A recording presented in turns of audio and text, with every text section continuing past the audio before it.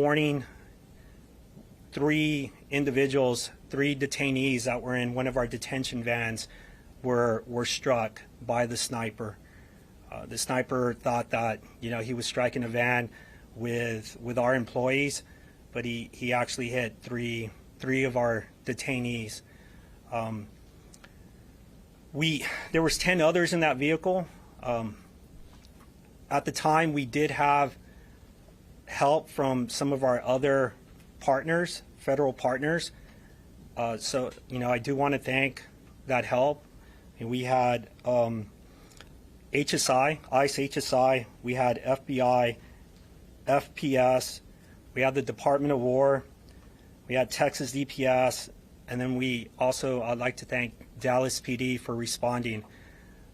I remember getting here in the morning, witnessing our officers go to action and helping the individuals that were wounded with gunshots. They were treating to them. They were taking them to the ambulances so that they can be rushed to the hospital. And at the same time, we still didn't know if there was still an active shooter, if there was only one shooter, if there was another suspect that we weren't aware of.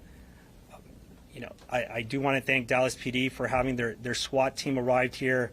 Their SWAT team cleared our office, our whole building, and they assisted with the aftermath. Now, the aftermath. It took us a while back to get this office back into the shape that it is right now. There was a lot of windows that were shot at. We have 15 windows in the back. 7 of those were shot at with multiple rounds. So you could see there's that frame there was up on a wall. Shot went through a window, went through a wall, and then hit that frame and that glass. It went through, and then it was embedded into like the middle of our office. So there was a lot of carnage, but we overcame that, and I'm proud to be here in Dallas doing the work that I'm doing, and I'm proud of the team that we have that goes out there every day to do the work that they're doing.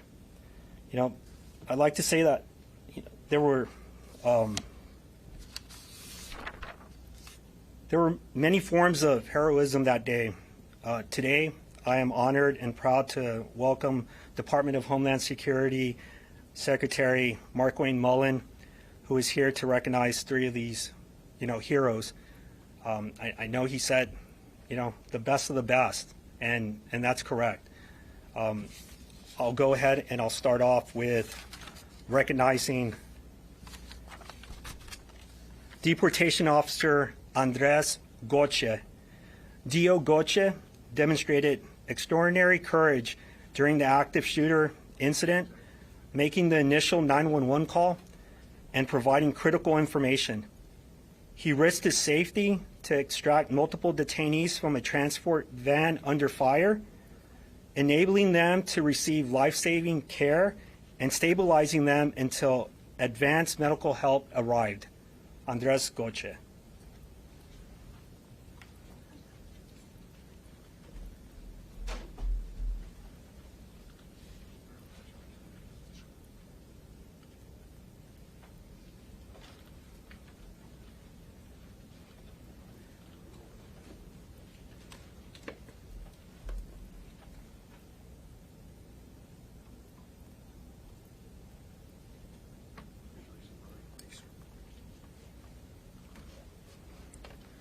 All right. Deportation Officer Marco Solis. D.O. Solis responded under active threat, administering life-saving first aid to 2 critically injured detainees. He conducted immediate trauma assessments, provided emergency care, and coordinated with responders to ensure safe casualty movement. Marco Solis.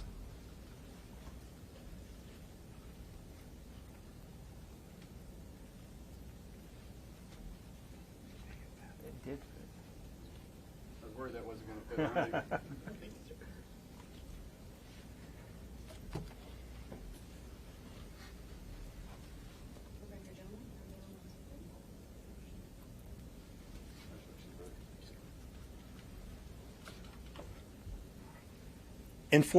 Enforcement and Removal Assistant Christopher Pine.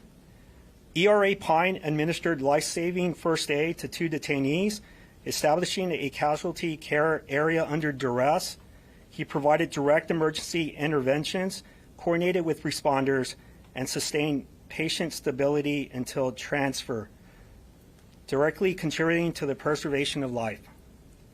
ERA Christopher Pine.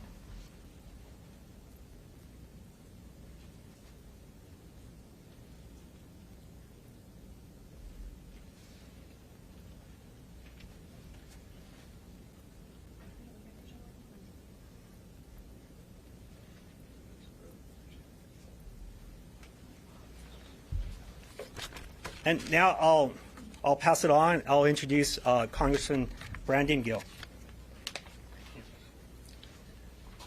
Thank you. And first of all, I want to thank Secretary Mullin for taking the time to come out to Dallas and to these genuine heroes for our country and everything that they've been doing.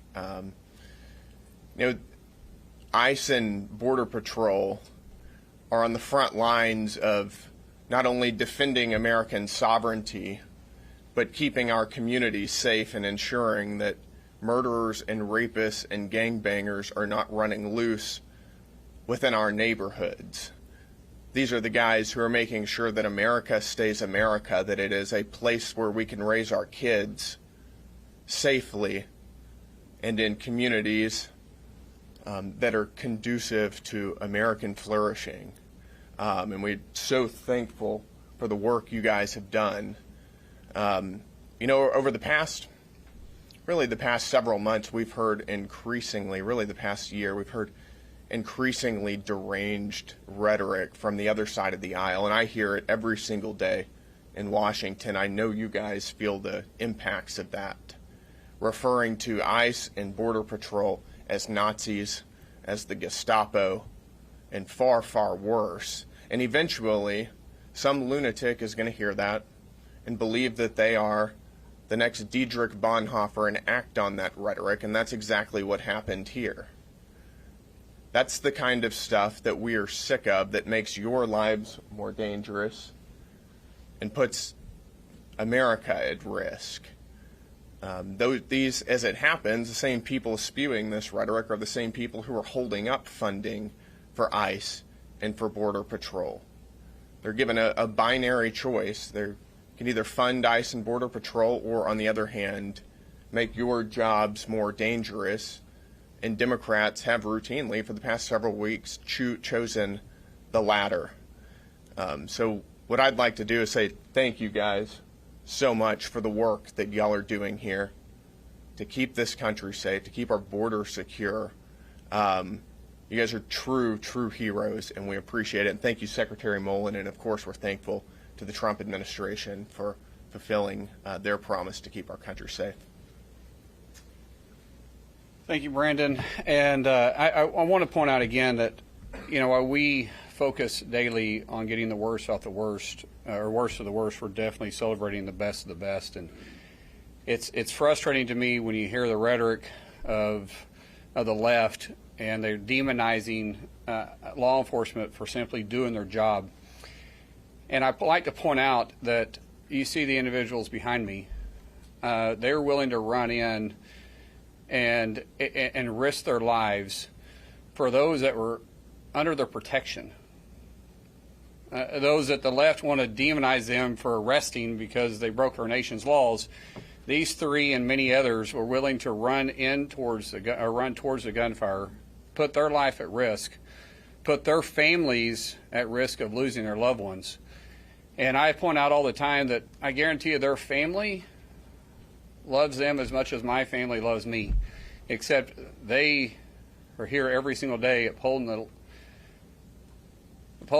the standard of law that puts their lives at danger, and they're willing to do their job in some cases for free, because the Democrats are still not wanting to pay them. And they haven't missed a day. They continue to show up. They continue to do their job. They're continuing enforcing the nation's laws. And as secretary for the last 8 weeks, I've never heard them complain. And that's why I say I'm honored to be the secretary over, I think, the greatest group of federal employees, period. They're literally willing to do their job for free, and that's protect my yard, protect your backyard, and protect our homeland. And so, guys, thank you once again for doing that. You represent what we know is true, but unfortunately the American people, sometimes all they hear is the rhetoric of the left. And I'll tell you truly, I pray for you guys, I pray for your family, and I mean this sincerely. Love you. Thank you so much for what you do. With that, I'll stop, and we'll open it for questions. I'm going to ask Brandon to join me up here too, the congressman that really overdressed for this meeting, but it's okay. I mean, I appreciate it. You look good. I mean, I told somebody one time that, you know, the difference between my suit and your suit is, right, is when I'm wearing a suit, I make the suit look good. This suit makes you look good. I'm just playing.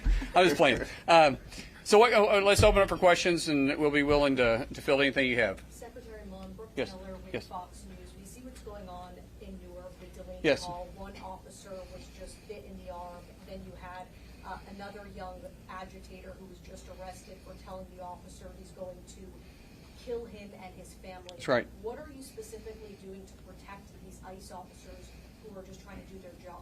Well, first of all, we have zero tolerance. The president and I have talked about this. If you verbally assault our officers, if you attack our vehicles, if you attack our property, you attack the person themselves, we will arrest you.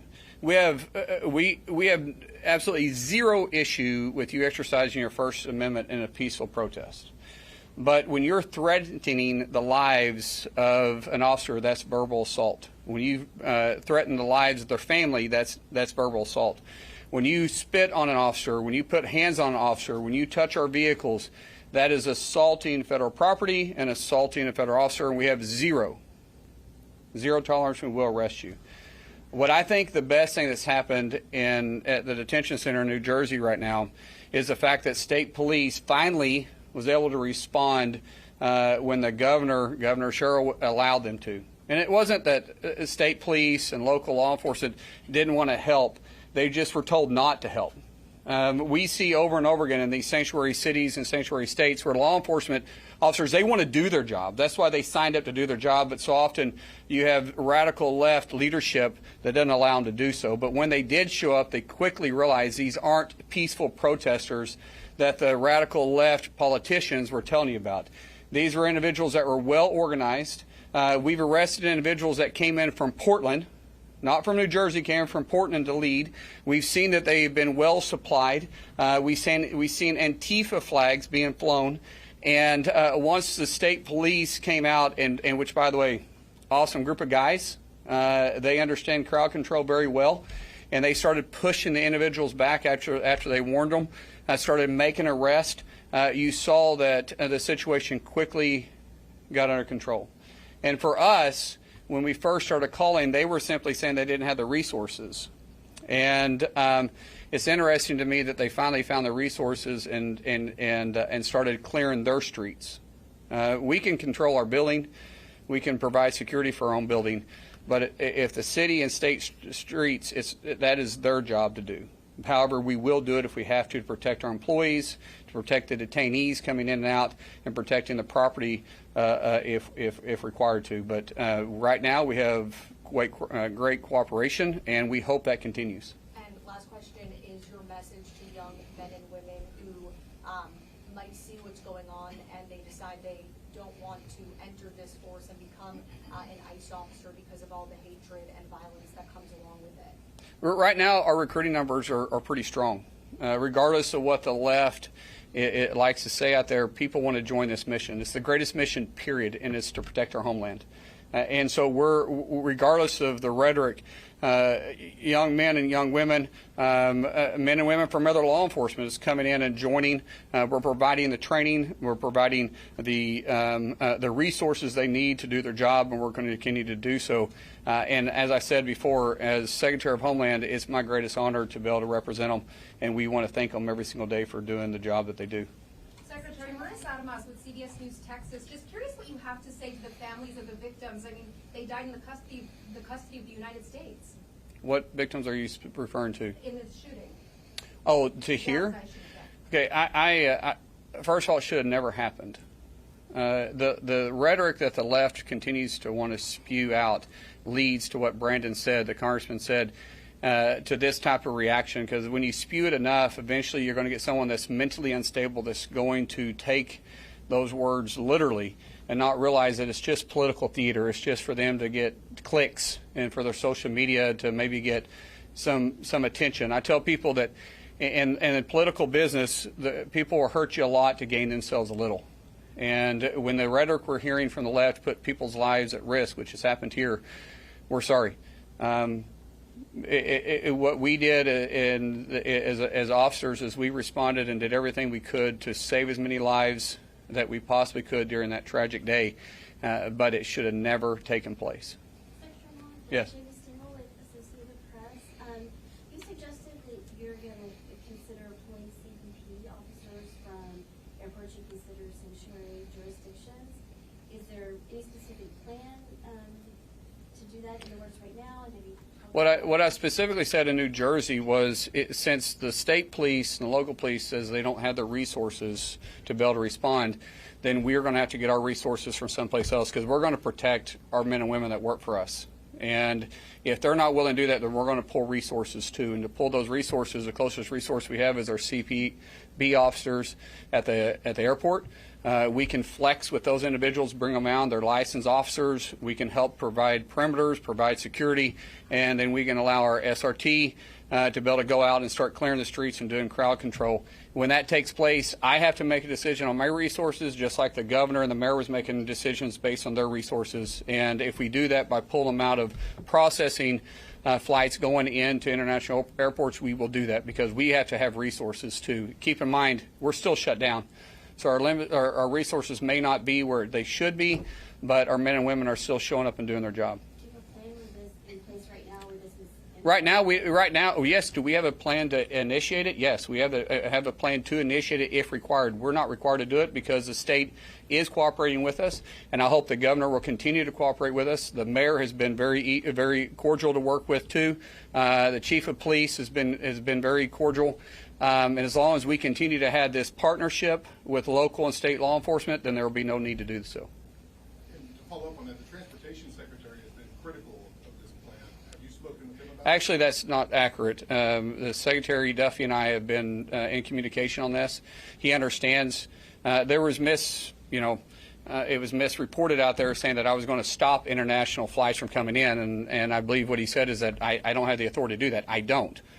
But I do have the authority to pull officers out if I have to, especially for security purposes for other federal officers, because we use, just like ICE can respond to airports when TSA was shut down and you saw ICE officers going in and helping process and helping with ground control. We flex with ICE officers at that time to the airport. When ICE is needing help, we can also flex with personnel that's at the airports, meaning the CBP officers, and bring them out to help ICE. One other question. Yes. Former Border Patrol official Gregory Movina has been critical, saying I never met the guy. I never met the guy. what he said. No, he's irrelevant to me. I don't know who he is. What else, guys? Question about the World Cup. Yes, sir. How the preparations been going? Has it been challenging? And we're watching a game here in Dallas in a couple of weeks. And, I mean, Yeah. So FIFA's great. We have 9 games coming up here. Semifinals is going to be the last game. First game is going to be the June 14th against Japan and the Netherlands. Phenomenal facility. I mean, it's phenomenal. We just got in walking through the facility. We're doing all the preparations. We did get a little bit behind because the Democrats had a shutdown for 76 days, plus that's the fourth shutdown we've had in a year. This preparation has been going on for quite some time. We were behind on getting some federal grants out to local law enforcement, but I tell you, the work never stopped. This is what law enforcement does, regardless if the Democrats want to pay them or not. They continue to do their mission. They signed up to do a job because they were called to do it, not because they absolutely got into it for the pay. You'll see most officers aren't getting very wealthy. They're just providing a living, but they're willing to do their job for free. So even during the shutdown, preparation didn't stop. We have cooperation from federal agencies all through DHS and some through DOJ and through local and state. We have UAS technology going up. We have perimeters being pushed out. We're having the site being completely secured. So if you've had an opportunity to take a look at it, it's pretty impressive. And we repeat this, by the way, through 11 different cities. We're going to have 78 Super Bowls in 38 days here inside the United States. Super Bowl has around 250 million people that watch it. We're going to have 1.4 billion watching the FIFA games, and then we're going to have a little over between 5 and 7 international visitors to the United States, and we're going to be able to highlight the greatness of the United States along the way. So we're excited about it. A lot of preparation. The first game in the U.S. is the 12th, June 12th in L.A. We'll be there, and then for the next 38 days, I expect my wife is going to see very little of me. Secretary, I know you keep saying. Let me go over here. Go ahead. Sorry, I heard a question come up. Last question. Oh, okay. Secretary, I know you keep saying the left, but what type of data do we have to support these claims on attacks on agents, and how are we tracking that across the country? What do you mean data? If I talk about percentages, death threats on ICE agents went up over 8,000%. Vehicle assaults went up over 3,300%. We've had assault on officers have went up over 1,500%. So that's real data. And when you start talking about the left, we see everybody in this room that's watched the news, 5 minutes of the news, anytime in the last year, have heard the rhetoric that they keep spewing about our agents simply enforcing our nation's laws. And so you have to contribute that directly to what they're saying. When you see some of the activity that's going on, you see what the left is repeating, and then what you hear these crowds start chanting, you know it's coming directly from them. And it's very reckless on their behalf. They are literally spilling Americans' blood because of what they're saying. And there's no question about it. Every time an incident like this takes place, it is directly related to the hatred that they're doing for no other reason but to get some type of political attention, because they know that our officers that work within DHS and work across the nation, be it state, local, or federal, is enforcing our laws that these elected officials passed. They're doing it every single day, making sure that we get home safe, making sure even the ones that are spewing the most ridiculous and most hateful things, making sure those individuals still get home safe before they'll get home safe to their family. And that's why we should hold these individuals, not just the three here, but every single day we should be celebrating law enforcement, understanding the risks that they put their lives at every day to make sure we're able to walk our streets, drive our streets, and go to work and get home safe every day. Are you considering having your wife designated as a special government No. employee? If so, No, that's an absolute rag. That's lied absolutely about it. My wife doesn't want to be in the public eye at all. All right, thank you, press. Thank you. Thank you very much. Thank you.